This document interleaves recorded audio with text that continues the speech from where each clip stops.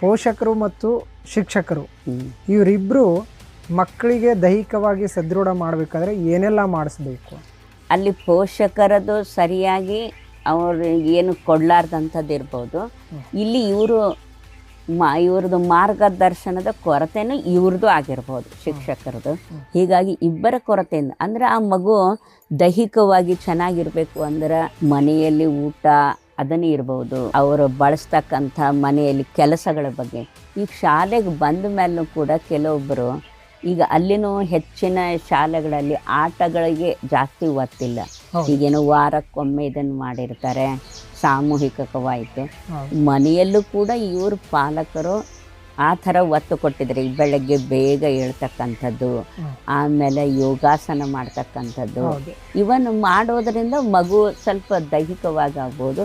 ಅದರ ಜೊತೆ ಊಟನೂ ಕೂಡ ಅಷ್ಟೇ